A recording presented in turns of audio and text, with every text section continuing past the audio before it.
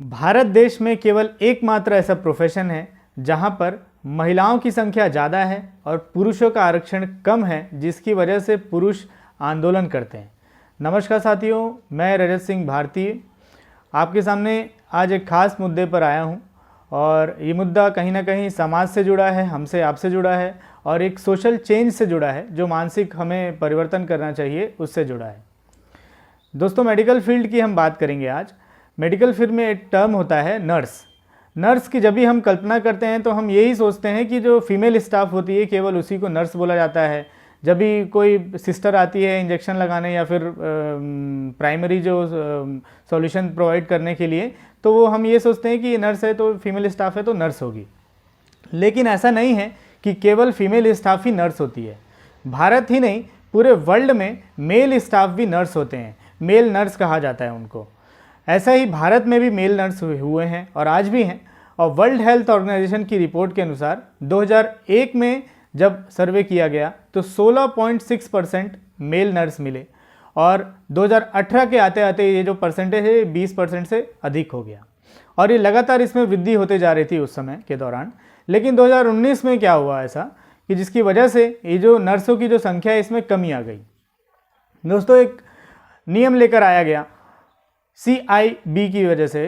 उन्होंने क्या किया कि 80-20 का रेशियो लेकर आ गए, जिसकी वजह से जितने भी एम्स इंस्टीट्यूट हैं, जितने भी मेडिकल इंस्टीट्यूट हैं, वहाँ पर 80-20 का रेशियो ला दिया गया। जितनी भी वैकेंसी होती है उसमें 80 महिलाएं रहेगी, 80% और 20% पुरुषों की संख्या रहेगी। ऐसा ये नियम लेकर आ गए, जिसकी वजह से पुरुष जितने भी मेल स्टाफ हैं वो आज की डेट में आंदोलन कर रहे हैं।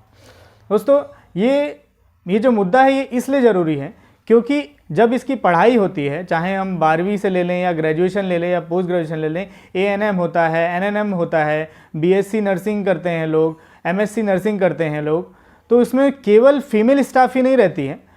ऐसा हो सकता है कि किसी किसी राज्यों में केवल फीमेल स्टाफ हो, लेकिन अगर पूरे भारत देश की बात करें तो फीमेल स्टाफ के साथ साथ मेल स्टाफ भी होते हैं और उनकी पढ़ाई में लगभग 3.5 लाख रुपए सालाना का खर्च आता है। और सरकारी जो स्कूल कॉलेज हैं वो उसकी कमी है, जिसकी वजह से प्राइवेट इंस्टीट्यूट में ये लोग एडमिशन लेते हैं और इनका जो पूरी डिग्री जब तक आती है तब तक ये समझ के चलिए कि 10 लाख रुपए के आसपास तक इनका खर्च हो जाता है पूरी डिग्री लाने में।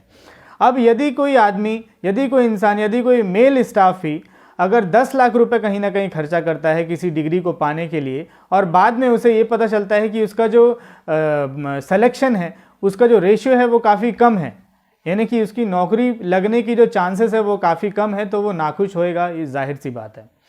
और ऐसा नहीं है कि केवल भारत में ही ये मेल स्टाफ के प्रचलन है, अदर देशों में, USA में भी मेल स्टाफ का प्रचलन है और भारत देश में भी है।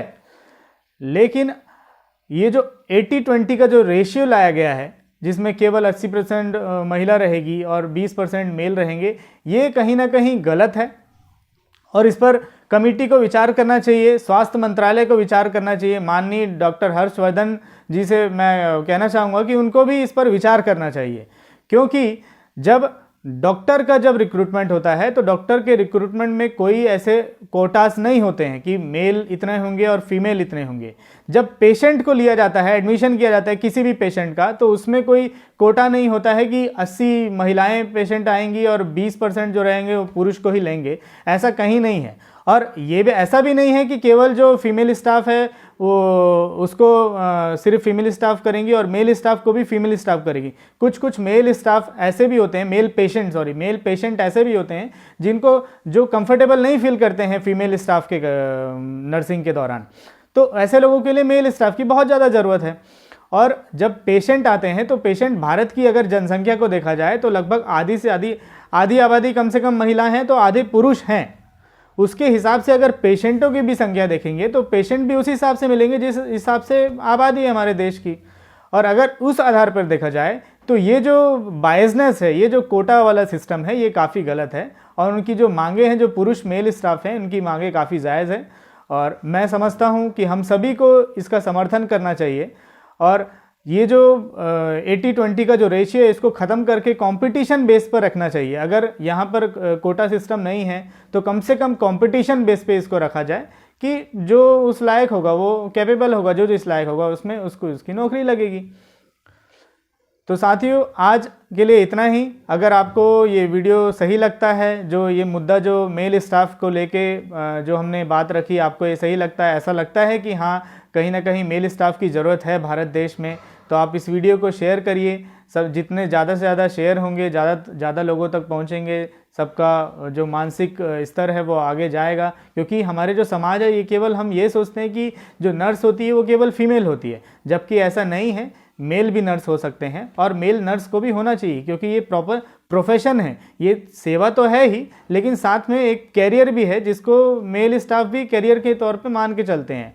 और अगर ऐसा नहीं होता, 80-20 रेशियो अगर लेकर जाते हैं, तो कहीं ना कहीं ये मेल स्टाफ के लिए अन्याय है, कहीं ना कहीं ये पेरेंट्स के लिए अन्याय है, कहीं ना कहीं ये ऐसे स्टूडेंट के लिए अन्याय है जो नर्सिंग वाले फील्ड को चूज़ करते हैं अपने कैरियर के लिए। जय हिंद, जय भारत।